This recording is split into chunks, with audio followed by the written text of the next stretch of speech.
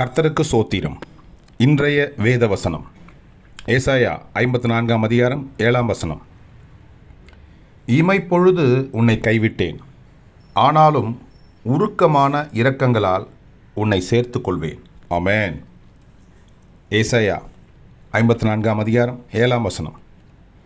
இமைப்பொழுது உன்னை கைவிட்டேன், ஆனாலும் உருக்கமான இரக்கங்களால் உன்னை சேர்த்து கொள்வேன். ஆமென். ஏசாயா 54ஆம் அதிகாரம் 7ஆம் வசனம்.